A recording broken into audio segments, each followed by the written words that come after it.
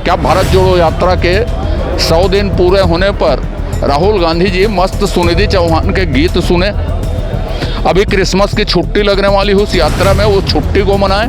लाजपत राय को छोड़ दें तो एक कांग्रेसी का नाम बताएं, खड़गे जी, जिन्होंने शहादत दी हो। एक और कुत्ता रावण, ये बोलना असंस्कारिक भाषा है जो कांग्रेस को नेहरू खानदान से प्राप्त होती है एनर्जिक तौर पे। नकार दिया भाजपा को वहाँ के लोगों ने। हिमाचल में आप लोगों की प्रतिष्ठा थी, नकारने के पीछे कारण क्या रहा? क्या भारत जोड़ो यात्रा में वास्तविकता में लोग जुड़ते जा रहे हैं राहुल गांधी जी से? अगली बार ना तो मैं हेलमेट पहनूंगा, ना कोई चीज पहनूंगा, सीना खोल के यहाँ आऊंगा, गोली चलेगी तो सीने में खाऊंगा। जनता समझ क्यों नहीं पाती? नगरीय निकाय चुनाव में भी जितवा देती है कांग्रेस को, यहाँ भी आप उपचुनाव भी देखें वहाँ भी जीत मिल जाती है, कारण क्या है? मैं चाहता हूँ कि मेरे ऊपर डिफेमेशन होगा, मैं भुगतूंगा, तो मैं जो बोल रहा हूँ वो आप छापिए या दिखाइए। जिले में तो पुलिस को निर्देश है, जो सटोरिया जितने गलत काम करने वाले हैं, मर्डरर फटरर सटोरिये, सबका थाने में गुलाब फूल देके स्वागत करो करके। और उसके बाद किसानों का ऋण भी माफ कर रहे हैं। और इसके साथ में कुछ जुड़ाव जनता की भी आवाज़ें आ जाती हैं कभी कोई सुनने के लिए कि काका जिंदा है। गोमूत्र की क्वालिटी क्या है? भैंस का मूत्र है, गौ मूत्र है कि गधे का है कि बैल का है, कोई नहीं जानता। क्रिकेट के खेल में अगर आप स्क्वायर में सिक्सर मारते हुए अगर किसी को देख पाएंगे तो जाहिर सी बात है, जो ऑस्ट्रेलिया के एक क्रिकेट प्लेयर हुआ करते थे एडम गिलक्रिस्ट, सनत जयसूर्या, और इंडिया के जो है सहवाग और सचिन तेंदुलकर मार लेते थे।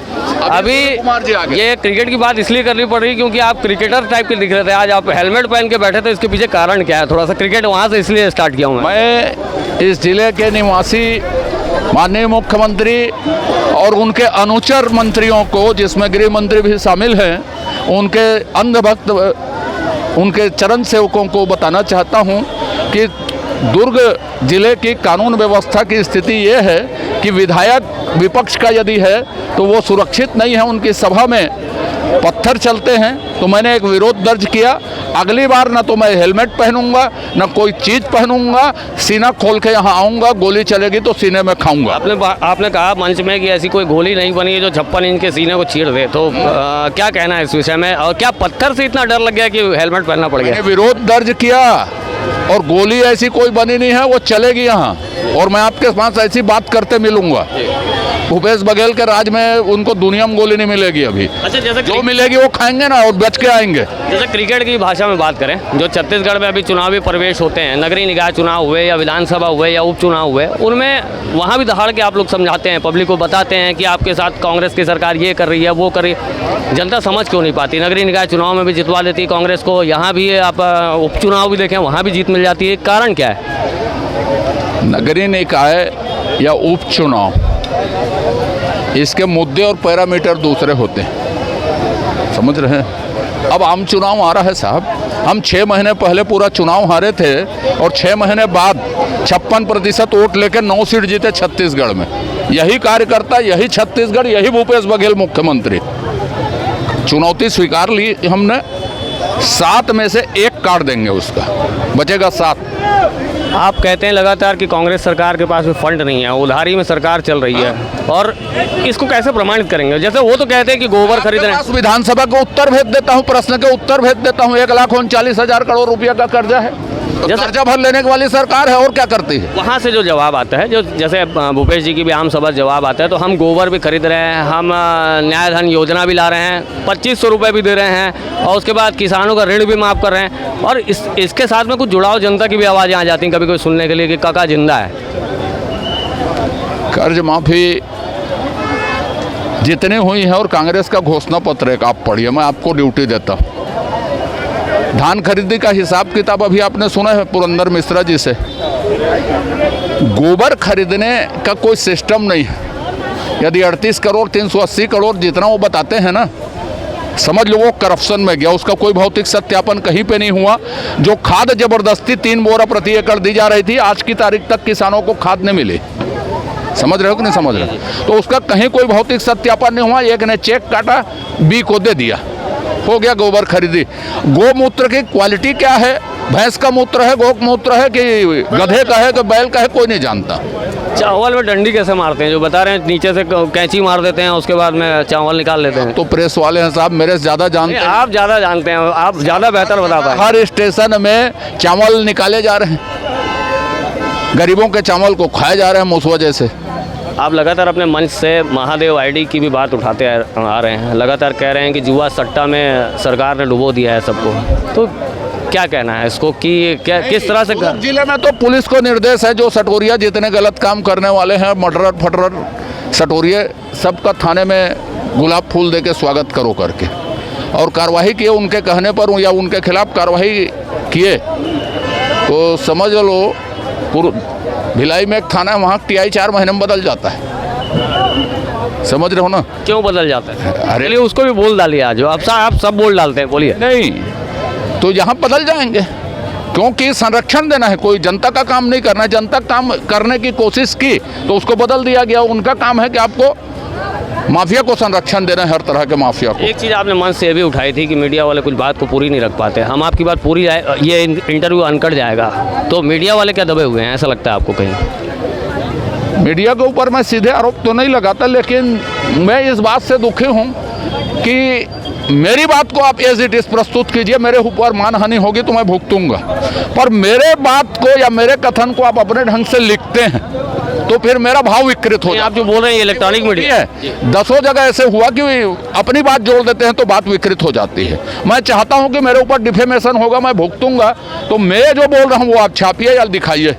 आप मैं आमंत्रित करता हूं, मैं तो 10 बार लिखा हूं कि जिस मुद्दे में चाहे आपने जो काम किया खुली बहस हो जाए करके। आपने कहा कि नगरीय निकाय चुनाव के मुद्दे थोड़े से परिवर्तित रहते हैं, नगरीय निकाय चुनाव में भी मुद्दे ज़रा से परिवर्तित तो नहीं रहते, सड़क नाली पानी इन्हीं पे बात होती है, तो आपको विधानसभा में भी वही सड़कें दिखानी है, वही पानी दिखाना है, वही जल आपूर्ति दिखानी है, वही शिक्षा का स्तर दिखाना है, तो बातें तो लगभग। विधानसभा में बनाए कानून से नगर पंचायत नगर निगम चलती है, नगर निगम नगर पंचायत के कानून से विधानसभा नहीं चलती।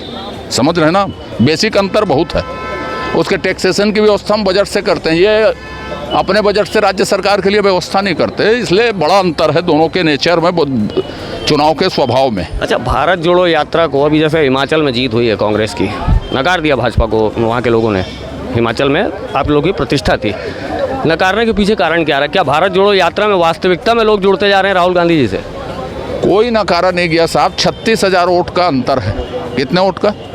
36,000 वोट। जीत तो मिली। 36,000 वोट का अंतर है, 1% जनादेश का अंतर है, नकारना नहीं बोलते उसको।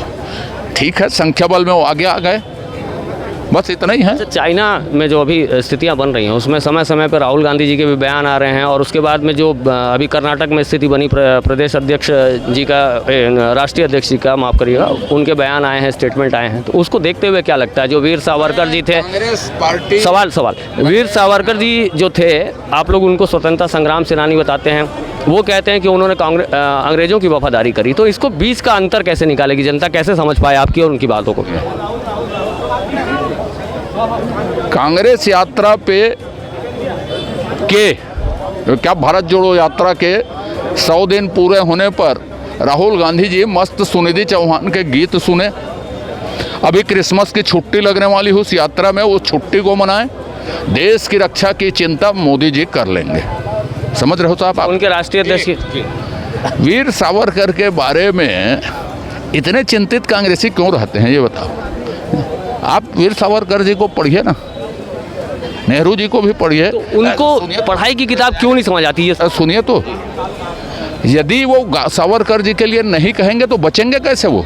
और कौन पार्टी कह रही है?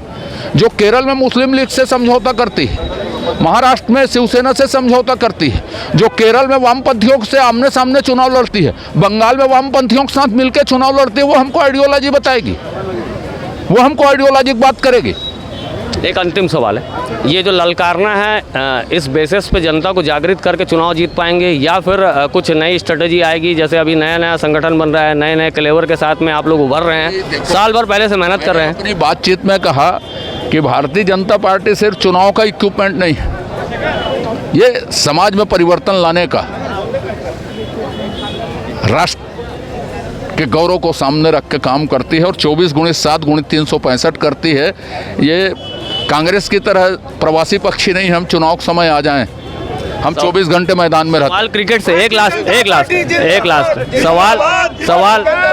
सवाल क्रिकेट से शुरू किया था और कभी कभी सचिन तेंदुलकर भी आत्मविश्वास से लबरेज रहते हैं लेकिन ज़ीरो में बोल्ड भी हो जाते हैं। तो ऐसी स्थिति न बने उसके लिए क्या आपका कहना है, क्या सुझाव है पार्टी को? अगर कोई फुटबॉल का फाइनल मैच देखा है? बिल्कुल देखा है। कितने गोल बचाए अर्जेंटीना के डिफेंडर ने, बहुत बराबरी का मैच चला, आज तक का सबसे रोमांच। हमारे पास मेसी भी है तो वो गोल। और साफ तौर पर कहना है कि इस बार जो भाजपा की एक तरह से जो ग्राफ बढ़ेगा उसके पीछे रणनीतियां पुख्ता तौर पे बनाई जा रही हैं। आम सभाओं में लगातार ललकारते हैं कांग्रेस सरकार को, भूपेश सरकार को, और साफ तौर पे जो जुए सट्टे की बातें आती हैं उनकी ओर से लगातार हर मंच से रखी जा रही हैं।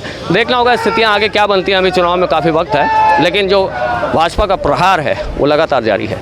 नेशन फर्स्ट एबीके न्यूज़ के लिए छत्तीसगढ़ से मैं शशिकांत तिवारी।